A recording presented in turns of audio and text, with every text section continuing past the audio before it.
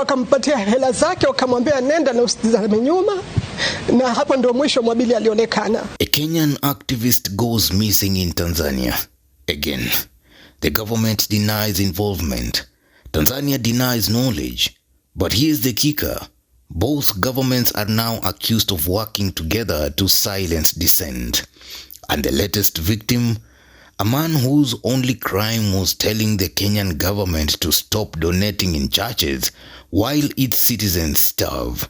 This is not fiction. This is Kenya's uncomfortable truth. On Wednesday, Mwabili Mwagodi, a Kenyan activist known for his blunt criticism of church-state corruption, was abducted in Dar es Salaam, not in a remote border town, in the capital. He was taken by unknown men between Cheka and Kigamboni. Witnesses say it was swift, clinical, and terrifyingly quiet.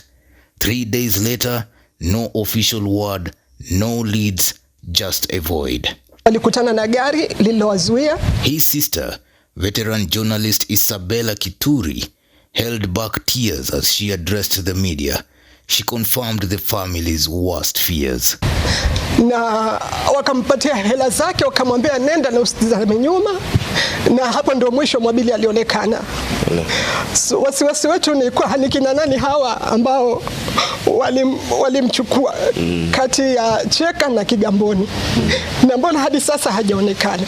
Watu wasiojulikana lakini wanaaminika kwamba ni maskari wamekuwa kimtembelea huko Tanzania mahali anafanya kazi, kujifanya kwamba wamekuja kulala, lakini wanalazimisha kumuona yeye.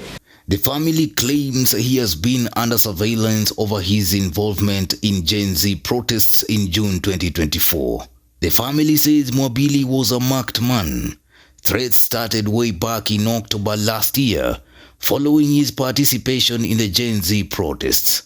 A case in point was when he led protests at a church service attended by President William Ruto in Nyahururu in Laikipia County on June 23, 2024. 2024 in October, my parents received visitors who identified themselves as DCI, and they warned them that he should cool off matters the Gen Z protests and take care of his family.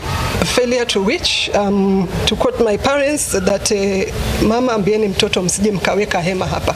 A matter the family says the employer in Tanzania reported under OB number CHA/RB/272625.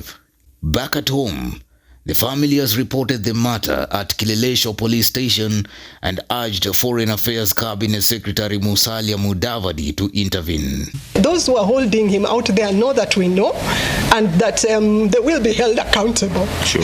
Justice has to be served. But that's not all.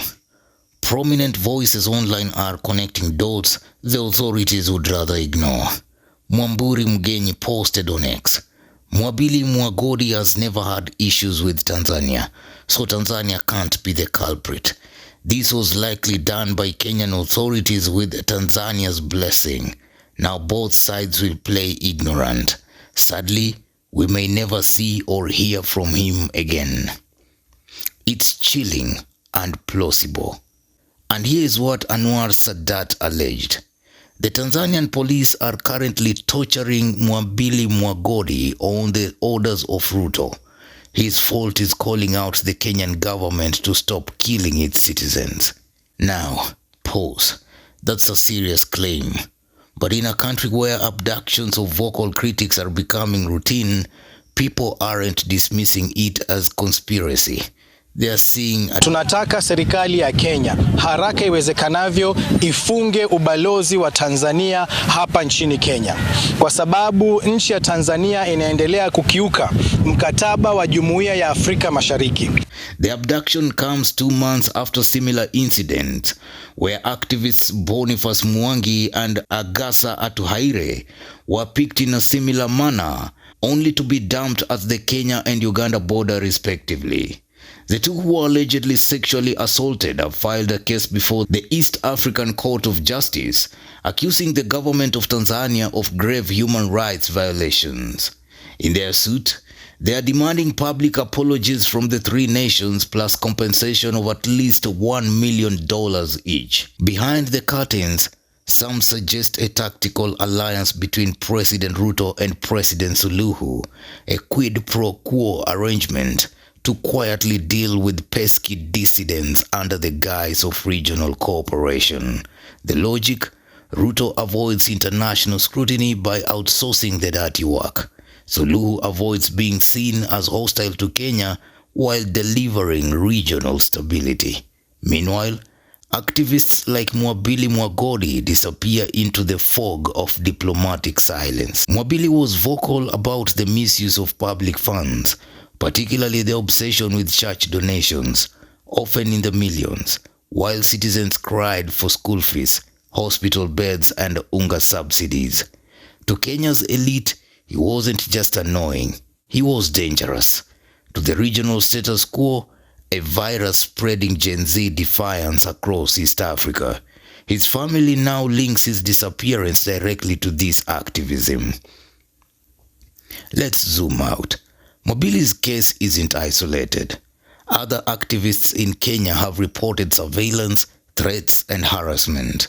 The common thread, they dared to call out the government, especially on social media, the new parliament of the people.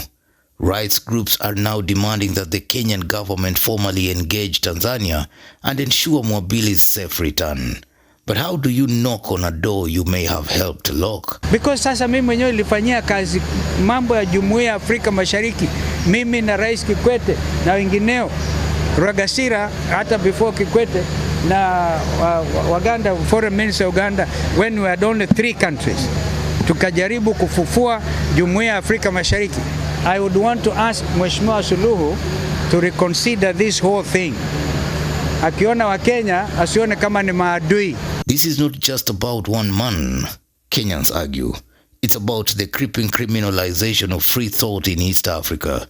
It's about state paranoia in the age of digital revolution. It's about power being allergic to accountability. Many Kenyans say, if they don't speak up now, they will normalize the silence.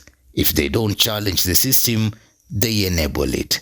Mwabili's name must not fade, they argue, because next time it could be any Kenyan activist abroad or even right in Kenya. So wasiwasi wetu ni kwa hanikina nani hawa ambao walimchukua kati ya Cheka na Kigamboni. Na mbona hadi sasa Free Mwabili. Kenyans demand answers. They refuse silence. What do you think?